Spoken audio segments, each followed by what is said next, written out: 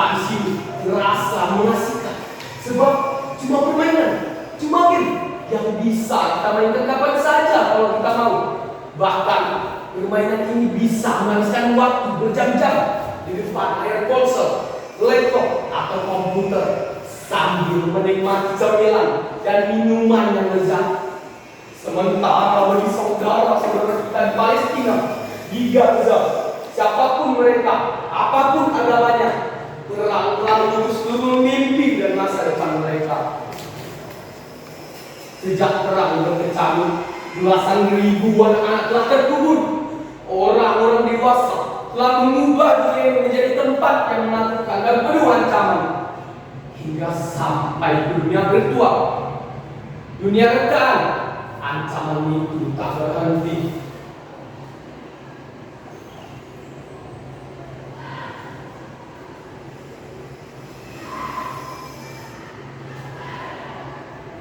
Mengapa Tuhan tak menciptakan bumi yang lain, tanah yang lain, yang hanya dihuni oleh anak-anak, dipenuhi dengan tempat bermain, makanan yang cukup, dekat persaudaraan dan persahabatan, taman-taman bunga, dan kebun-kebun yang selalu berbuah.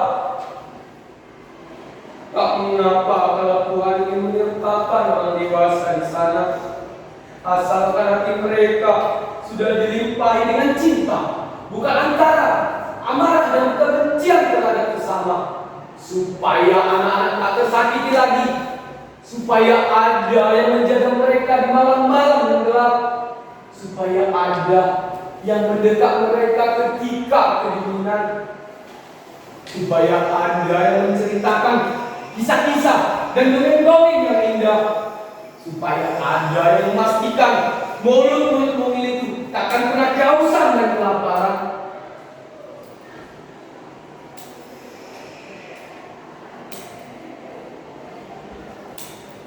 Aku menemukan perahu ini beberapa mil dari sini. Berhari-hari aku menyusuri pantai mencari perahu nelayan yang tak terpakai lagi.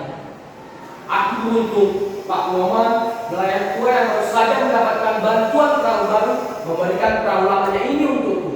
Dengan dibantu Pak Muhammad, aku menyusuri laut dangkal, membawa perahu hingga ke tempat ini. Dengan perahu ini aku, maksudnya aku dan teman-temanku, Made, Joshua, Christine, Ali, Butet, Aaron, dan Mary akan pergi jauh sekali. Aku sedang bertanya-tanya. Mungkin kalian juga bertanya-tanya, mengapa aku sendirian? Di mana teman-teman itu? Sabarlah, pelan-pelan kalian akan mengenal mereka. Mereka ada, hanya terkadang seolah tak ada, atau mungkin dianggap tak ada. Aku malah prihatin karena tak berhasil menemukan kalian. Aku sudah mencari kalian di rumah-rumah kalian yang baru itu, di kampung lain, tapi satupun dari kalian yang menjawab pesan itu. Tapi tak mengapa, mungkin aku memang bukan teman yang asik. Aku butuh buku, introvert, tak pernah update soal-soal kekinian yang menjadi keseharian kalian di kampung lain. Itulah mengapa aku mengisi ke daerah pantai ini, hingga aku menemukan ide sederhana ini, membuat perahu persaudaraan yang akan aku layarkan ke laut lepas menuju Gaza. Saat perahu ini aku tampilkan di sosial media, aku menawari siapa saja yang ingin ikut berlayar denganku. Kalian menertawa itu dan menganggapku sakit. Makanya jangan banyak baca novel, tahunya berlayar dulu. Kasihan hidup di zaman teknologi, tapi jiwa yang masih jiwa dari moyang. Itu perahu buat mancing ada jebol. Gimana mau dipakai berlayar? Urusan Gaza sudah ada yang depan seluruhnya. Usah lagi deh. Ya, begitulah kalian menanggapi ajakanku. Aku hampir saja merasa yang sudah tak waras dengan ideku ini. Bermula pada suatu malam, Made, Joshua, Christine, Ali, Butet, Harun, dan Melin, teman-teman lamaku datang. Mereka mengunjungiku ke pantai ini.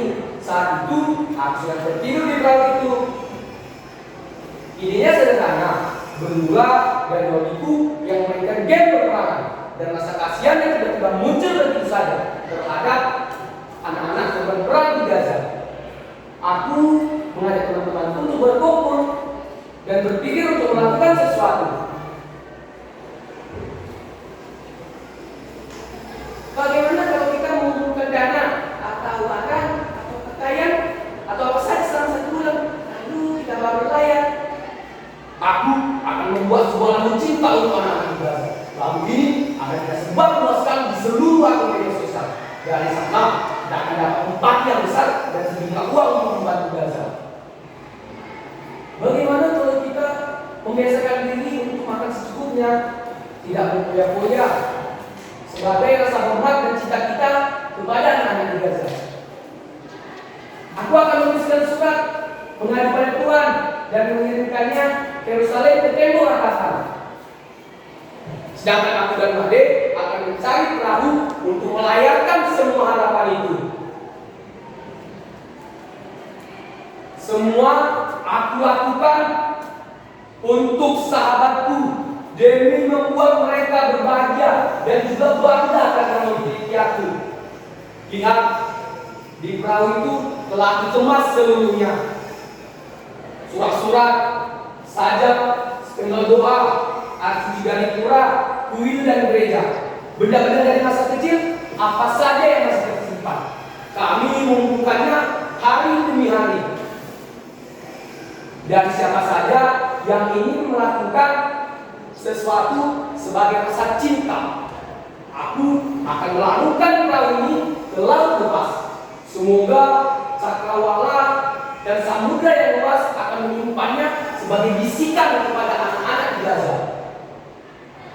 Tuhan pasti akan menjaganya, mengirimkan gelombang yang akan mengubahnya jadi doa dan bergema di laut Mediterania.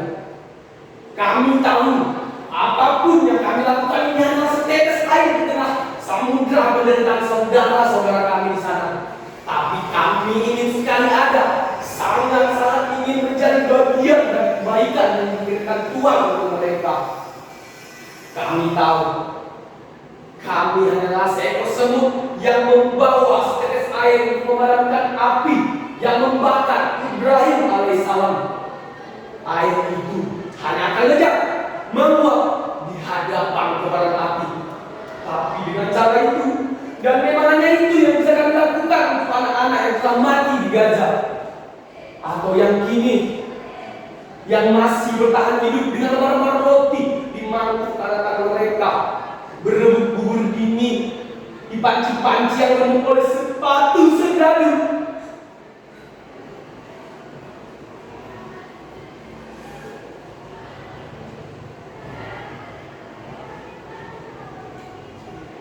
Mari, kau sudah siap?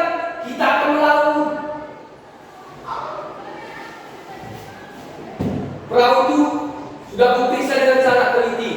Kau tidak usah khawatir. Air suci dari pura pesananku juga sudah kubawa.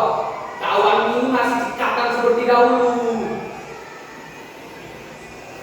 Joshua, Christine, kenapa kalian diam saja di situ? Ayo, aku perlihatkan apa yang sudah dikerjakan. Lihat, surat-surat untuk Tuhan sudah kukumpulkan. Sebagian sudah kukirimkan melalui pos. Sisanya akan kita bawa bersama perahu ini.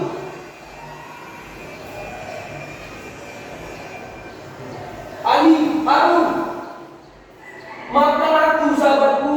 Aku tak membawa tapelmu. Tidak ada siapapun yang harus berwadam dengan senjata ke kapal itu. Kita akan berada di tengah lautan, melihat matahari timbul dan tenggelam. Oh ya, kalian pasti menyukai ini.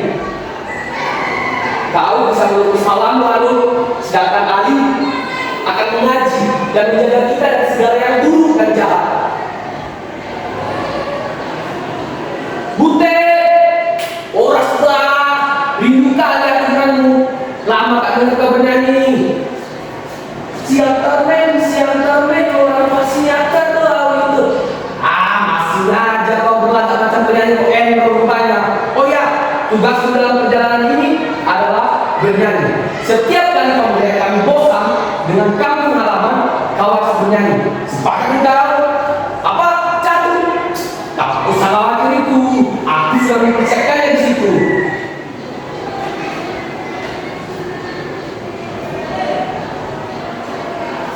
Melin, Melin, ada apa? Wah, kau tak jadi dengan kita. Kenapa, Melin? Kami tak pandai manajemen, apalagi akuntansi. Siapa yang akan mewakili kita jika ada orang asing yang datang ke perahu ini? Hanya kau yang pandai dalam bahasa Inggris, Perancis, Jerman, Rusia. Ayolah, Melin. Apa?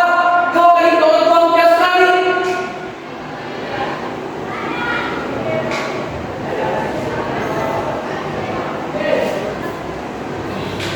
Itulah mereka, sahabat-sahabatku, orang-orang yang tak akan pernah kalian kenal atau kalian anggap tak ada. Tapi dalam hatiku, mereka tetap hidup dalam benakku. Hatiku tersembunyi dalam catatan kelam. Satu orang anak yang mati sudah terlalu banyak, terlampau berat, terlampau besar untuk ditanggungan. Dan kini di Gaza, setiap jam, mungkin setiap menit, selalu ada anak-anak yang mati karena peluru, karena mortir, karena amarah, karena ada yang dianggap sebagai orang lain. Mengapa amarah dan kebencian tak pernah berakhir?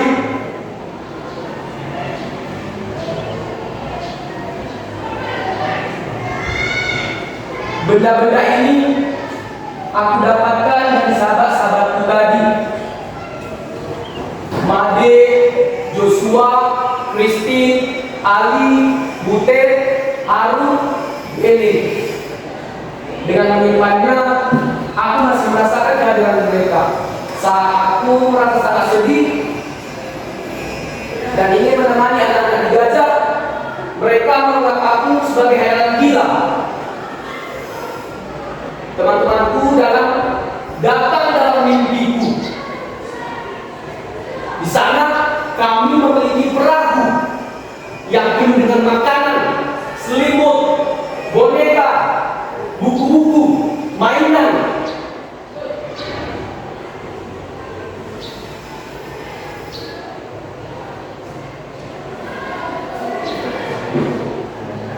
Di perahu itu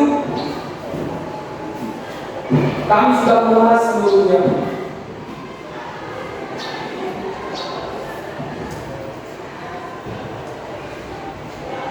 Tuhan, tolong kirimkan kedua tanganku ini ke Gaza, agar aku bisa selalu memeluk saudara-saudaraku di sana. Tolong kirimkan kedua kakiku ini ke Gaza, agar aku bisa selalu menopang saudara-saudaraku yang terkapar di kota-kota yang hancur terbakar. Tuhan, tolong kirimkan sepasang mataku ini ke Gaza, agar aku bisa menggantikan mata anak-anak yang menangis karena ketakutan dan kehilangan. Tuhan, tolong kirimkan dadaku ini ke Gaza, agar bisa menjadi perisai bagi anak-anak yang diburu mortir dan peluru. Tuhan, tolong kirimkan tubuhku ini ke Gaza, dan ubahlah menjadi roti yang tak pernah habis, agar tak ada lagi yang mulut-mulut mungil yang kelaparan di bumimu, yang kini penuh kara